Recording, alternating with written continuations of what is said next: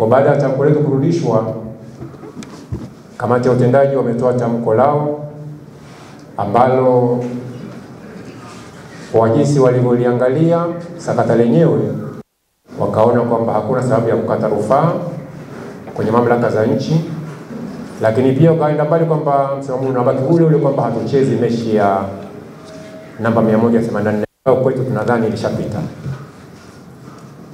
Baada ya tamko la ratiba ya ligi ikionyesha kwamba mechi ile ya namba 184 itachezwa Juni 15. Kwa tamko la bodi ya ligi linapingana na klabu. Sasa sisi kama viongozi wa matawi tumelitafakari hili na tumeona tuje kwenu kama viongozi wa matawi ili tuwe na msimamo wa pamoja. Kwanza tunaunga mkono kauli ya ama tamko la viongozi wetu kwamba hatuchezi mechi ya tarehe 15 ama hatuchezi mechi ni kwamba hatuchezi mechi ya marejeano baina yetu sisi na Simba ambayo tunadhani ilishapita. Kwa maana mechi ya namba 184 hatutaicheza kama bodi ya ligi walivyotamka. Tumeona kwamba tulieleze hili mbele ya waandishi wa habari kwamba huu ndio msimamo wa wanachama viongozi wa matawi wa mkoa wa Dar es Salaam. Lakini naamini kwamba hata mikoa mingine watatunga mkono kwa hili. Wakati wanaahirisha mechi ya Machi 8 kwenye barua kwenye tamko la bodi ya ligi walieleza kwamba waliahirisha mechi baada ya kugundua kwamba kulikuwa na viashiria vya uvunjifu wa amani, lakini pia kulikuwa na viashiria vya rushwa, na wakaahidi kwamba baada ya uchunguzi wao watakuja hadharani waeleze hivyo viashiria vya rushwa ama uvunjifu wa amani ambao vilisababisha kuahirisha mechi ya Machi 8. Cha kusikitisha kwamba kabla hata hawajaja kwa Watanzania kuwaeleza, wamepanga ratiba ya mechi. Yanga tulitoa malalamiko yetu mengi. Siku kucheza mechi hiyo ya Simba na Yanga, wakumbuke kwamba mechi ya Machi 8 mwenyeji alikuwa ni Yanga Afrika. Tumeathirika kwa kiasi kikubwa kwenye mapato yale. Yanga tuliandaa mechi kwa maelezo ya viongozi wetu, waliandaa mechi ile kwa zaidi ya milioni 58. Maandalizi ya mechi zaidi ya milioni 58. Lakini wapenzi, mashabiki na wanachama wetu wametoka mikoa mbalimbali wamekuja kuungana na wenzao wa Dar es Salaam kwenda kusupport timu yetu. Kwa maelezo ambao waliotoa wao wenyewe bodi ya ligi, mpaka mechi inafikia kuahirishwa zaidi ya mashabiki 40,000 walikuwa washakata tiketi. Tegemeo letu na Yanga ni kwamba mapato yale yangesaidia klabu ya Yanga. Leo unatuambia unatangaza mechi ya Juni 15 kwa watu wale ambao waliwasumbua kutoka mikoani kuja Dar es Salaam kwa ajili ya kusupport timu yao, utegemea watakuja tena Dar es Salaam. Zile fedha ambazo waliingia viingilio siku ile, hakuna hata maelezo kama zimekwenda wapi. Yanga tunasema sisi hii klabu sio ya Engineer Harris wala Arafat. Hii ni klabu ya wanachama wa Yanga. Kwa hiyo tunawaunga mkono viongozi wetu. Tunaungana na viongozi wetu kwamba mechi namba 184 haipo.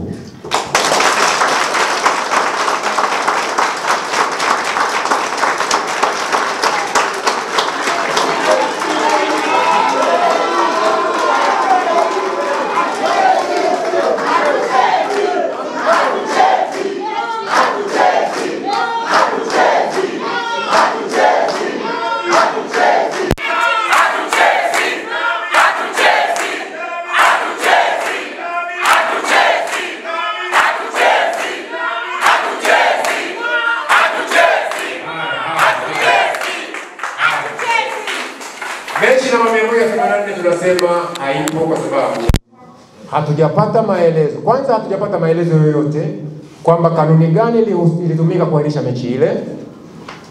Hatujapata maelezo kwamba wale waliofanya mpaka mechi ikaahirishwa hatua gani wamechukuliwa. Moja ya matamko yao tena nilitamkwa na viongozi wa Simba kwamba wao hawatacheza mechi yoyote mpaka waone aliyehusika na uvunjifu wa amani siku ile anachukuliwa hatua. Leo mnaandaje mechi kwa wakati hata mtu hajachukuliwa hatua yoyote? Kwanza tujui nani aliyeahirisha mechi. Hatujui kanuni gani aliyeahirisha mechi. Hatujui wale walioahirisha mechi ambao walifanya makosa wamechukuliwa hatua gani. Mnatuambia twende tukacheze mpira. Tumesema Yanga hatuchezi mechi ya marudiano ya namba 184. Hatuichezi. Na hili naomba serikali yetu tukufu. Hii swali limeingia bungeni, tumesikia bungeni. Tunawaomba viongozi wetu wa serikali watuelewe hivyo. Tunaomba wanachama wa Yanga watuelewe hivyo. Lakini pia tunaomba wapenda amani wote Tanzania tuelewe kwamba Yanga hatuko tayari kuburuzwa kwa hili. Tumesema kwenye tamko letu la viongozi wetu, tumewaruhusu wafanye kile wanachoona kinafaa kwetu. Hatutakwenda kucheza mechi hiyo kama wataona sisi tuna makosa, watuchukulia tu wanaoona inafaa. Tunadhani Yanga imefika mahala sasa tusimame tutete mpira wetu wa Tanzania. Yako matatizo mengi kwenye mpira wetu wa Tanzania ambao hatudhani kwamba timu ndogo kama Namungo, sijui Geita Gold, sijui Biashara hawezi kusimama kupambana na haya mambo. Kwa hiyo Yanga tumeamua safari hii tusimame tutetee soka la Tanzania. Wale iko siku watatuelewa kama nini maana yetu. Kwa sasa kuna wachambuzi ambao wanatukera, wanatuponda, lakini iko siku watajua kwamba Yanga walikuwa na nia gani. Kwa hiyo niwaambie, tunaungana na viongozi wetu wa klabu kwamba tutacheza mechi. Lakini sasa tunataka tulitoe kwao. Hiyo ni agenda ya wanayanga wote. Leo tumekaa matawi mkoa wa Dar es Salaam baada ya kamati ya utendaji kutoa tamko. Lakini tuna chombo cha mwisho ambacho ni mkutano mkuu. Sasa tunawaomba viongozi wetu, tunaandaa orodha yetu. Tunaanza na orodha hii ambayo tumeingia leo hapo. Hawa ni wajumbe halali wa mkutano mkuu. Tunahitaji tuunganishe nguvu na nchi nzima. Katika katiba ya Yanga inatuelekeza kwamba mkutano mkuu wa dharura aidha utaitishwa na kamati ya utendaji ama itaitishwa na wanachama kwa ombi kwenda kwenye kamati ya utendaji. Leo tunatamka rasmi kwa sasa tunaiandikia rasmi kamati ya utendaji. Tunahitaji mkutano wa dharura.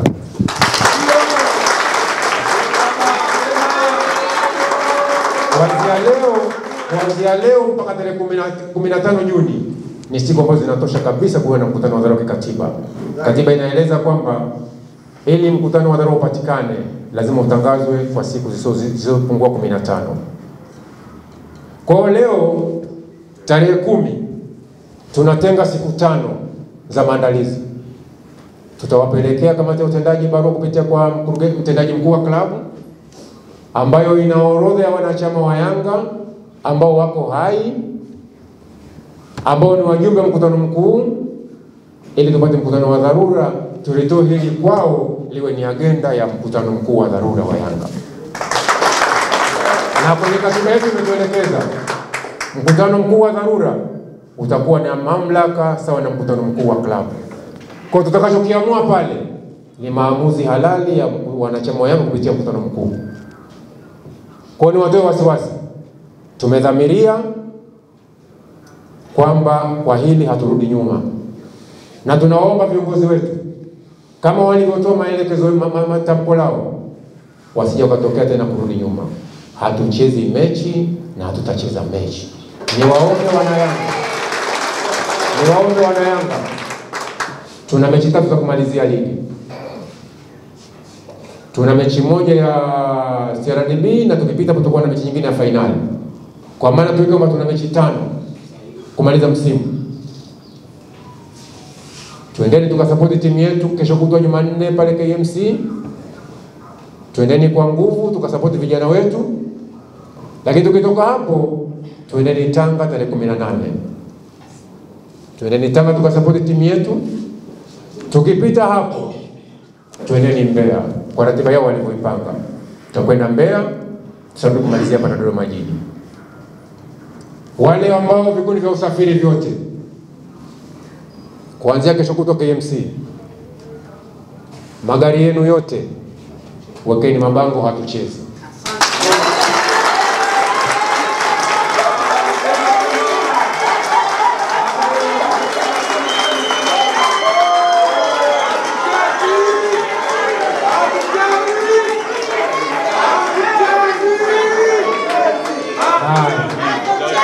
Tunakubaliana kwamba hapa kuna vikundi vya kwenda mikoani kusupport timu.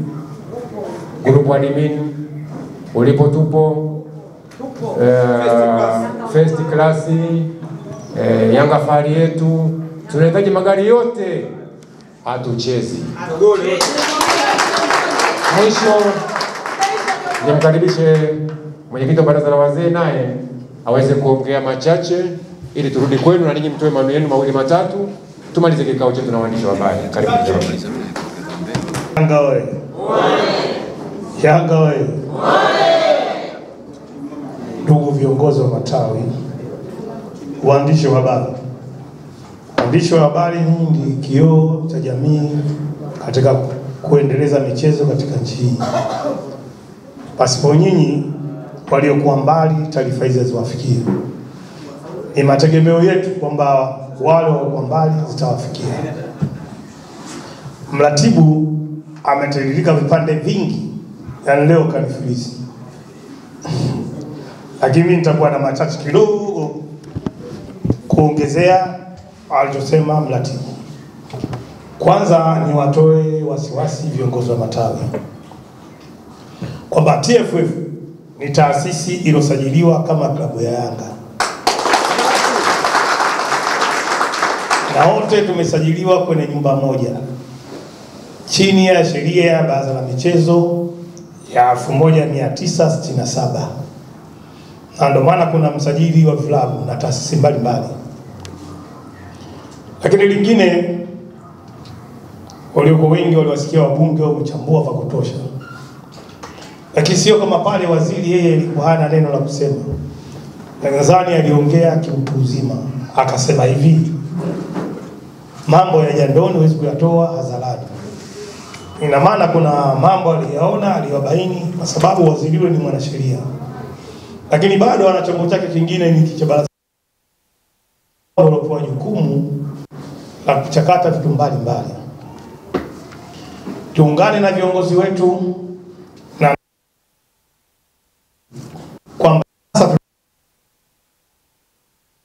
kwa viongozi kwenye kamati ya utendaji, hili sio jambo la kwao kwa sababu sisi ndo waajiri wa viongozi. Sasa wenye mali tunasema tupeni wenyewe tuwasaidie mzigo huu. Tunawasaidia vipi? Ndio maana mratibu akasema tunahitaji mkutano wa dharura. Na mkutano huu wa dharura kwa mujibu wa katiba 2021 unapatikana kwenye ibara ya 22 inaongelea mkutano wa dharura. Lakini mkutano wa dharura huu una vipengele viwili. Kuna cha 5 kinahusu kamati ya utendaji, cha 6 kinatuhusu sisi wanachama. Endapo mkutano ule utaandaliwa na kamati ya utendaji, wao ndio wataandaa ajenda kuleta kwenye kikao. Tukija kwenye ibara ya 6 tukiomba kwenye kipengele cha 6 kiombwa na wanachama ndio watakayopanga ajenda ya kikao. Kwa maana basi tuitumie nafasi hii ya kuomba ili ajenda ya mkutano ule tuiandae sisi ili kutoa kile kinafaa kwa maslahi mapana ya Watanzania na wapenda michezo kwa jumla. Lakini kubwa la msingi ndani siko tuligusia hapo, tukasema jamani, si hivyo tu. Pamoja uongozi umepeleka kesi mahakama ya soka CAS, sisi tunayo haki ya kufungua kesi hapa ndani mahakama za kawaida.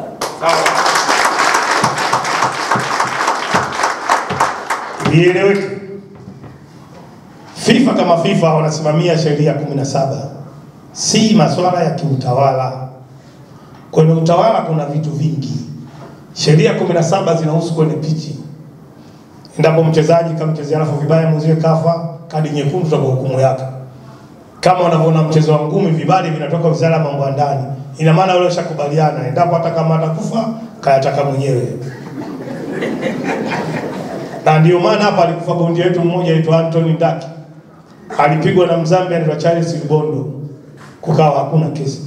Lakini kwenye utawala kuna kesi, na ndio maana ndani ya FAT TFF wapo viongozi wamekwenda jela kwa kufuata sheria za ndani.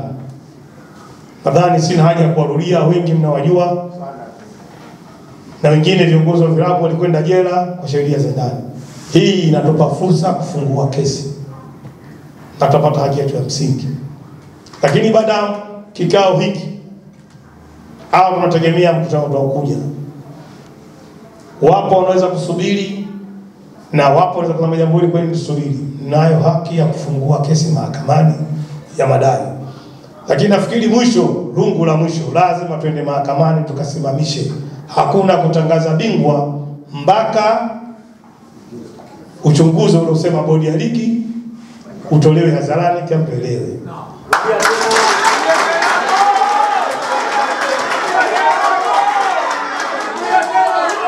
Nasema hivi, kama hatuna budi ili kuona haki yetu inatendeka, ni kwenda mahakamani kuzuia asitangaze bingwa mpaka ukafafanuzi uliosema bodi ya ligi utoe hadharani. Waliongea vitu viwili, wakasema kuna dalili viashirio vya rushwa. Sasa tupate taarifa kutoka TAKUKURU aidha bodi ya ligi kwamba fulani na fulani wanatuma kutoa rushwa, tumewakamata kwa mahakamani. Mbili, walisema kuna uashiria uvunjifu wa amani. Tunajua usalama wa nchi uko kwenye jeshi la polisi, inaosema usalama wa raia na mali zake. Sasa pia watuletee, je, wao wanataka Yanga na Simba turudiane? Yanga ndo waathirika wa hii kesi, na aliyokata tiketi ni wanachama wengi wa Yanga. Je, uvunjifu hautakuwepo au sasa wanataka kututia kwenye uvunjifu? Yanga kama klabu sisi ndio walinzi wa amani wa nchi hii. Maana ulinzi wa Tanzania, kila Mtanzania ni mlinzi wa nchi yake. Hatuwezi kuona kwamba watu wachache wanataka kuleta vurugu kwa kisingizio kutumia klabu yetu. Ili tuondokane na hilo, tukazuie asitangazwe bingwa mpaka ufafanuzi wa kisheria utoke, au waje mahakamani waje watuthibitishie fulani fulani ametoa rushwa, fulani na fulani amevunja hiyo. Hiyo ndio uvunjifu wa amani. Hakuna mtu aliyopigwa, aliyonyanyaswa wala nini. Lakini ifahamike, kuna watu wametumia gharama kubwa, wametoka mikoani, wametoka nje ya nchi, watu wamekata tiketi. Hawa wanalipwa na nani? Kwa kuwatetea ni sisi wanachama wa Yanga, tuwatetee wapenzi wetu wa Yanga, ili tulinde heshima ya mpira wa Tanzania. Tusijali eti kwamba kuna mashindano afukoni, tusijali, kwanza kukadai haki yetu ya msingi. Lazima baada ya kikao hiki, kikao tutachokuwa hata kama kingine bado, twende mahakamani tukaweke zuio. Asitangaze bingwa mpaka tupate ufafanuzi wa tuhuma zilizotolewa. Yanga oye! Yanga oye! Haima mbele! Haima mbele! Asante.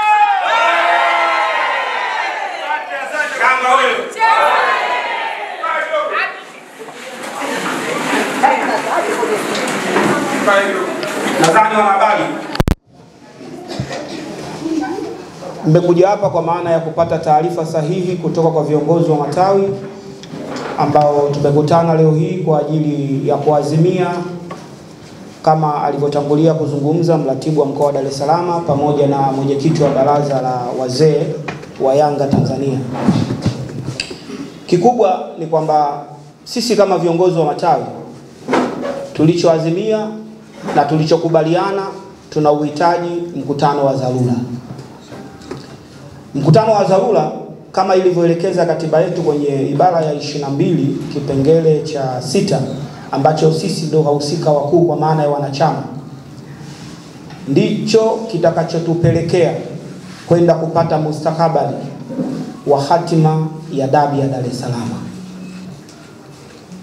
Sisi ndio wanachama. Young Africans ni klabu ya wanachama, si klabu ya kikundi cha watu au si klabu ya mtu, ni klabu ya wanachama. Na kwa mujibu wa katiba yetu, maamuzi ya mwisho ya klabu hii yanatolewa na wanachama wa Young Africans. Hayo ndio maamuzi ya mwisho. Tunaweza tukaielekeza kamati ya utendaji, tunaweza tukamwelekeza mtendaji mkuu, lakini atakayoazimiwa na mkutano wetu sisi wanachama, hakuna mtu mwingine yoyote atakayekwenda ni mpaka mkutano mwingine utakao kwenda kubatilisha kile tutakachokwenda kukiamua. Sasa zimetokea kadhia nyingi sana kwenye mpira wetu. Yapo malalamiko mengi, watu wanataka tupimane ubavu kwa maana ya kwamba nani mkubwa kwenye mpira wa nchi hii. Sasa sisi Young Africans tunakwenda kuyaamua ndani ya mkutano wa dharura. Tunakwenda kuyaamua kwa maana ya kwamba tunakwenda kukomesha uhuni kwenye mpira wa nchi hii. Tumesema uhuni kwa sababu uhuni hauwezi kuvumilika. Ni lazima watu wenye weledi, watu ambao wanafuata misingi ya kanuni, sheria za mpira wa taifa hili. Tunaposema uhuni hapana, maana yake tumedhamiria kukomesha uhuni huu. Haiwezekani klabu moja kwa utashi wake wakatoa taarifa usiku wa manane, alafu bodi kupitia kamati yao ya masaa 72 ikaja kuridhia jambo lile masaa mawili kabla ya mchezo kuchezwa. Huu ni uhuni ambao sisi Young Africans hatuwezi kuvumilia. Hatuwezi kuvumilia kwa sababu katika barua yetu ya mwanzo kabisa ambao viongozi wetu walitoa taarifa ya kutocheza tena dabi, ukiacha hii taarifa ya mwisho, ni kwamba hakukuwa na sababu zozote za kikanuni ambazo zipo kwa mujibu wa kanuni zilizotengenezwa na vilabu na kusimamiwa na bodi ya ligi, ambayo ilielekeza mechi ile kufutwa. Kwa hiyo kama hakukuwa na kanuni, kilichofuta mechi ile ni uhuni ambao sisi Young African tunasema sasa basi.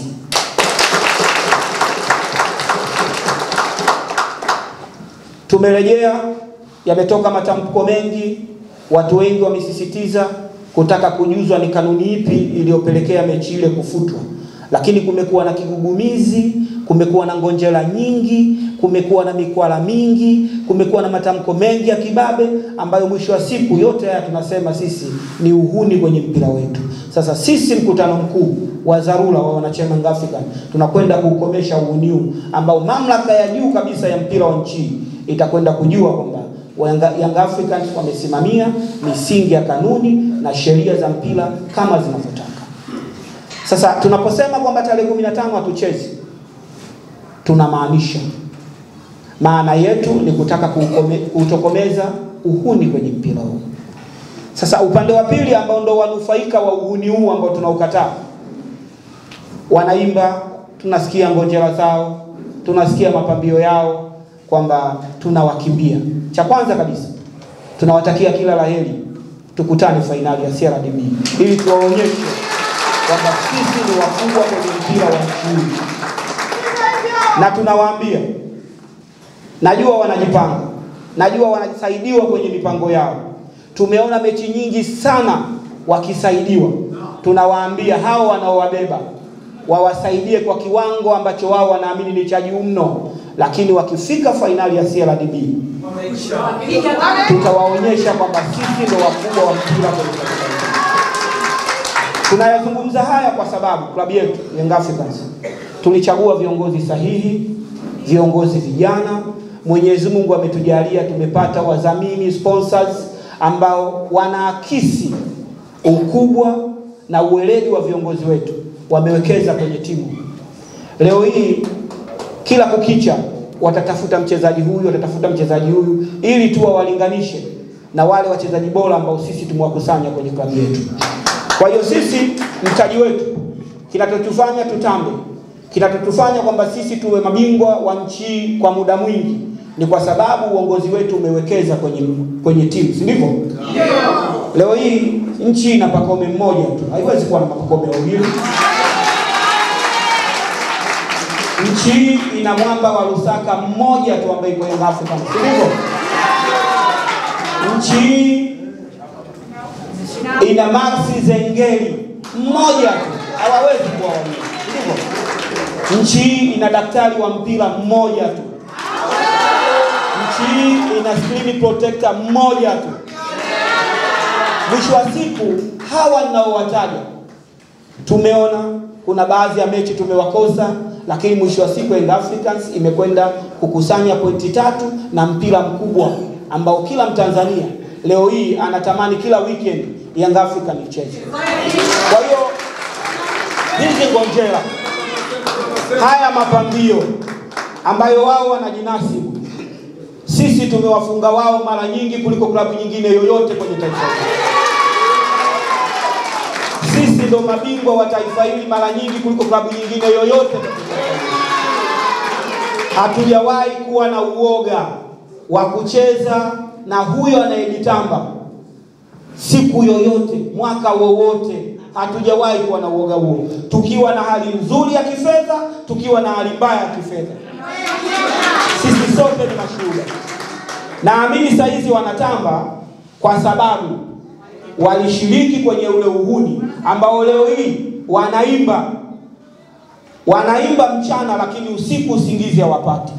Siku wakasema hawa tunacheza, itakuwaje? Sasa sisi tunawaambia wao ni mwembe wetu wa uani, tunawafunga tutakavyo, tunawafunga muda wowote. Ngoja tumalize jambo la kutokomeza uhuni kwenye mpira wa nchi hii, wao tutakutana nao. Lakini kama wana haraka ya kupata kichapo chetu, basi tukutane nao CRDB. Alafu baada ya hapo tuwaachie tena mlango wa kuendelea kuimba nyimbo zao za mapambio zidi ya Young Africans. Sisi ni klabu kubwa na ukubwa wetu unaakisi katika kila engo katika taifa hili. Sisi ndo waasisi wa uhuru wa nchi hii. Sisi ndo waasisi na ndo tunaolinda amani ya nchi hii. Sasa ambacho tunawaambia wahuni wa mpira wasitujaribu. Wanakwenda kwenye uchaguzi mwezi wa 8, wasitake tuharibu uchaguzi wao. Tunakwenda kwenye uchaguzi wa nchi mwezi wa 10, wasitake tuharibu uchaguzi wa nchi hii. Tunahitaji tulinde amani. Amani inalindwa kwa wale tuliowapa dhamana ya kutuongoza kufuata kanuni, sheria na miongozo waliojiwekea kwenye kuongoza mpira wa nchi. Kwa hiyo na wahitaji wana Yanga nchi nzima, naamini hili ni tamko la mkoa wa Dar es Salaam, wajipange. Tumetoa siku 5 mpaka 7 kwa ajili ya kukusanya saini na namba na majina ya wanachama ambao ni wanachama hai ambao wanakidhi matakwa ya katiba yetu. Watajiorodhesha, majina tutayachukua, kwa maana yupo mratibu wetu wa mkoa wa Dar es Salaam ambaye ni mbobezi kwenye mambo haya. Tutapeleka barua yetu kwa katibu mkuu wa klabu yetu, kwa maana mtendaji mkuu Andrew Mtine, ili aipeleke kwenye kamati ya utendaji kuomba ili ombi letu ambalo sisi viongozi wa matawi kwenda kwa wanachama wetu tumelipeleka mbele yao. Tunauhitaji mkutano wa dharura ili tukakomeshe uhuni wa mpira katika taifa letu. Ndugu zangu, kwanza ni washukuru, lakini tumetembelewa na mratibu wa Pwani Kusini. Huyu ni mwenzetu kutoka Pwani Kusini. Baada ya moja wasalimia watu. Yanga oye!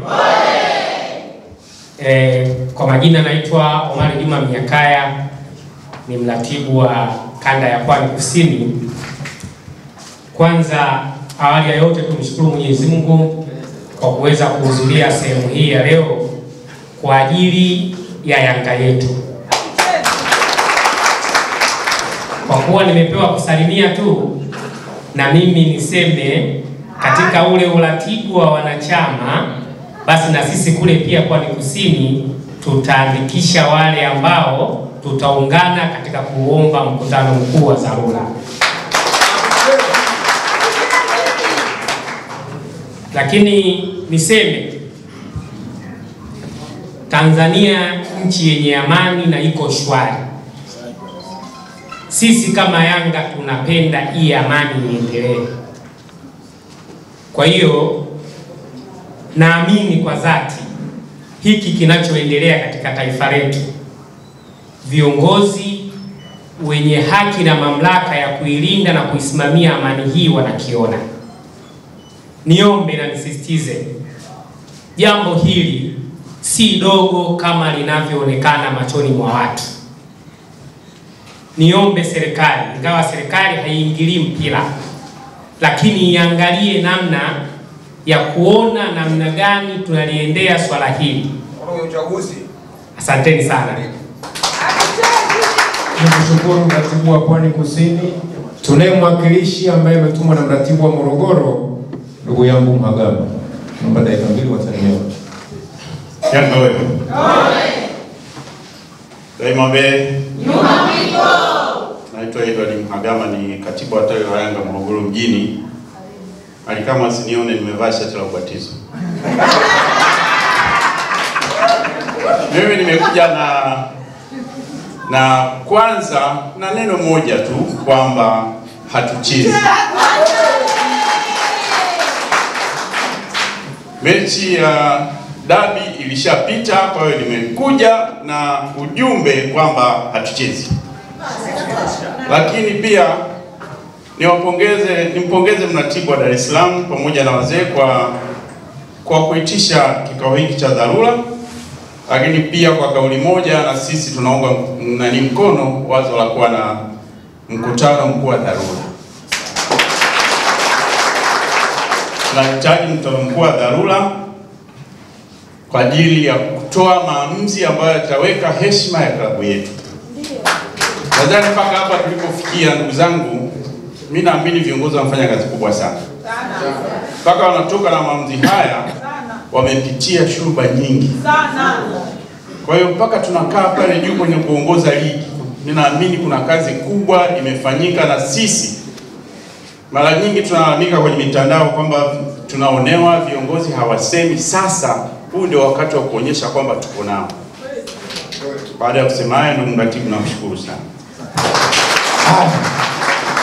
Ndugu zangu, tuliahidi kwamba tutapata watu wawili huku ama watatu. Kwa majina anaitwa Elizabeth Erasto, naishi Kinondoni. Kauli ni moja, hatuchezi. Kitu pekee nilichosahau kuambia, haya makofi kwa upande wangu mimi naomba msinipigie kwanza. Mpaka hili swala litakapotimia na likafanyiwa kazi, tutaitana kwa ajili ya kupigiana makofi. Tunatakiwa kutambua kwamba bila sisi klabu ya Young Africans haiwezi kuwepo. Viongozi tumewapa dhamana, wanapitia wakati mgumu kwa kile kinachoendelea, na pengine haijalengwa klabu ya Young Africans, amelengwa kiongozi mmoja aliyepewa kiti pale CAF. Ni uhuni unaoendelea kuongoza mpira wa Tanzania. Tunahitaji kukomesha uhuni, kwa sababu haya mambo yamekuwa yanakera na kuwaumiza watu wengi, wadau wa mpira ndani ya Tanzania na nje ya Tanzania. Sasa hivi aliingia rais wa TFF, alikuta katiba ya TFF inasema unatakiwa kukaa madarakani miaka 4, unaongeza 4, inakamilika 8 unatoka. Yeye kabadilisha, anakuambia unaruhusiwa kugombea milele. Sasa hivi anagombea yeye, hana mpinzani. Inatakiwa tuambatane sisi kumtoa madarakani kwa sababu hatuna imani naye. Hawezi kutongozea mpira kihuni, na wakati sisi Young Africans tulioanzisha gurudumu la mpira Tanzania tupo tunaangalia uhuni unaoendelea. Yangu ni hayo, mwisho napenda kusema hatuchezi. Dabi hatuchezi ngo. Nimeipata hiyo kauli kutoka kwa babangu. Hayo makofi yaacheni. Tutaitana siku moja kupigiana makofi hili litakapokamilika.